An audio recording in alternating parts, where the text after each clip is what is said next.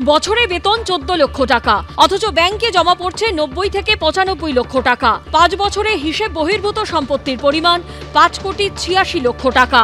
কলকাতা পুরসভার assistant engineer Partha চোংদারের কীর্তিতে তাজ্জব গোয়েন্দারাও। হিসাব বহির্ভূত সম্পত্তির অভিযোগে বৃহস্পতিবারই জিজ্ঞাসাবাদের পর তাকে গ্রেপ্তার করে কলকাতা পুলিশের দুর্নীতি দমন শাখা। শুক্রবার তাকে ব্যাংশাল কোর্টে তোলা হয়, সেখানেই তার সম্পত্তির খতিয়ান তুলে ধরা হয়। কলকাতা পুলিশের দুর্নীতি দমন শাখার তদন্তকারীদের দাবি, বোলপুরে 36 লক্ষ টাকার বাংলো থেকে কলকাতা ও সংলগ্ন এলাকায় 6টি ফ্ল্যাটে বিনিয়োগ করেছেন পার্থ চোংদার। নিউ টাউনের রাষ্ট্রায়ত্ত ব্যাংকে 28 লক্ষ টাকার ফিক্সড ডিপোজিট রয়েছে তার। একাধিক বেসরকারি ব্যাংকে রয়েছে অ্যাকাউন্ট। কোনো অ্যাকাউন্টে জমা টাকার পরিমাণ 10 লক্ষ, কোথাও 20 লক্ষ, কোথাও আবার জমা টাকার পরিমাণ 25 লক্ষের বেশি।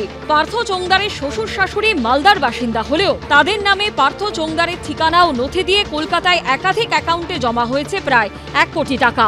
আদালতে দুর্নীতি দমন শাখার দাবি, ফিক্সড ডিপোজিট থেকে কারেন্ট অ্যাকাউন্ট, গোল্ড বন্ড থেকে বীমা, সব ক্ষেত্রেই লক্ষ লক্ষ টাকার বিনিয়োগ করেছেন পার্থ চোংদার। তার ব্যাংকের লকার থেকে 734.85 গ্রাম সোনা ফ্রিজ করা হয়েছে বলেও জানা গেছে। সেই সঙ্গে আদালতে তদন্তকারীদের দাবি, স্ত্রীর নামে রিয়েল এস্টেট সংস্থা খুলে তাতেও বিনিয়োগ করেছেন তিনি।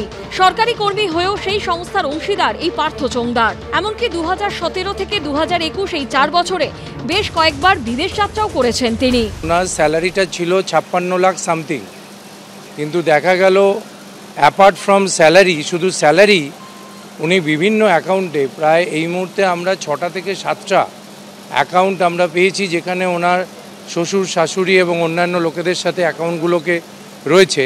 সেখানে প্রায় 98 লাখসের ওপর উনি কিন্তু ডিপোজিট করেছে।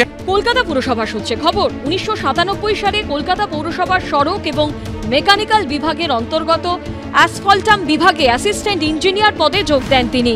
এখানে দীর্ঘ কয়েক বছর ধরে কাজ করার সুবাদে তিনি কোটি কোটি টাকা দুর্নীতি করেন বলে অভিযোগ।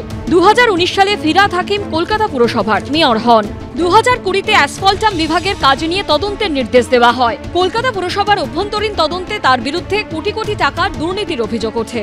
এরপরই তাকে সাসপেন্ড করে শুরু হয় বিভাগীয় তদন্ত। দেওয়া হয় ভিজিলেন্স তদন্তের নির্দেশ। সাসপেনশন কাটিয়ে কলকাতা পুরসভায় পরিকল্পনা এবং উন্নয়ন বিভাগে যোগদান করলেও বিভাগীয় তদন্ত চলতে থাকে। এরই মাঝে তদন্ত রিপোর্ট কলকাতা পুরসভা থেকে পৌঁছয় কলকাতা পুলিশের দুর্নীতি দমন শাখার হাতে। সেই তদন্তেই বৃহস্পতিবার গ্রেপ্তার করা হয় অভিযুক্ত ওই আধিকারিককে।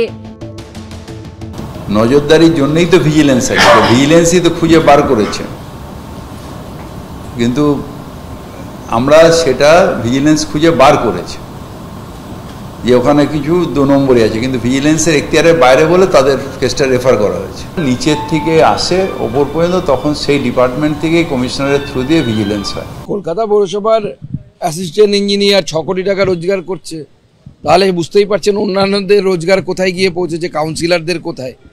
আমার মনে হয় 6 কোটির সেই 75% আর 25% মনে হয় জায়গা মতো পৌঁছয়নি, উল্টোপাল্টা হয়ে গেছে। সেই জন্য বেচারা ধরা পড়লো।